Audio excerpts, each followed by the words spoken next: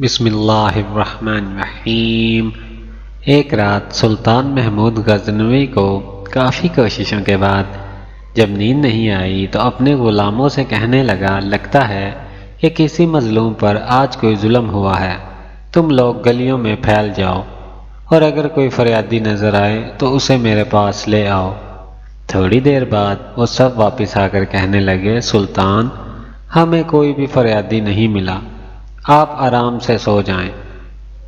سلطان کو جب پھر بھی نیند نہیں آئی تو وہ کپڑے بدل کر خود محل سے باہر نکلا۔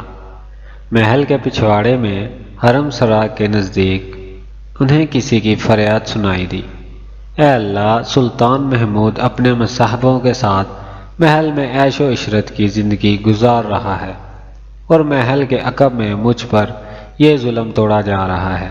سلطان نے کہا، کیا بات کر رہے ہو؟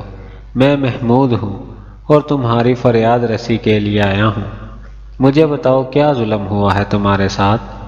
آپ کے خواص میں سے ایک شخص جس کا نام میں نہیں جانتا ہر رات میرے گھر آتا ہے اور میری بیوی پر ظلم و تشدد کرتا ہے۔ اس وقت وہ کہاں ہے؟ شاید اب چلا گیا ہو۔ دوبارہ جب وہ آئے تو فوراً آ کر مجھے اطلاع کر دو۔ پھر سلطان نے محل کے دربان کو وہ شخص دکھایا اور کہا کہ جب بھی یہ دربار آئے اسے سیدھا میرے پاس پہنچا دو۔ اگر میں نماز کی حالت میں بھی ہوں تو پرواہ مت کرو۔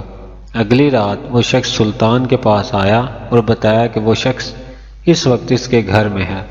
سلطان نے اسی وقت تلوار ہاتھ میں لی اس شخص کے ساتھ چل پڑا۔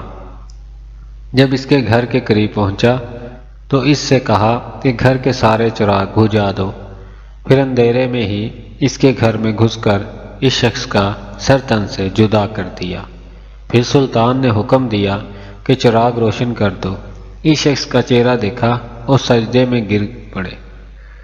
پھر گھر کے مالک سے کہا، اگر کچھ کھانے کو ہے تو لے آؤ، مجھے بہت سخت بھوک لگی ہے۔ آپ جیسا سلطان مجھ غریب کے گھر کا کھانا کھائے گا، جو کچھ بھی ہے لے آؤ۔ وہ شخص ایک سوکھی روٹی اٹھا لایا جسے سلطان نے بڑی رغبت سے کھایا۔ وہ شخص سلطان سے پوچھنے لگا کہ چراغوں کو بجھانا، سجدے کرنا اور روٹی طلب کرنے کے پیچھے آخر کیا ماجرا ہے؟ سلطان نے فرمایا، میں نے جب تمہاری داستان سنی تو سوچا کہ میری سلطنت میں ایسا ظلم کرنے کی ہمت کرنا صرف میرے کسی بیٹے کو ہو سکتی ہے۔ اندھیرا کرنے کو اس لیے کہا تھا کہ بیٹے کی شفقت میرے انصاف کے راستے میں حائل نہ ہو جائے۔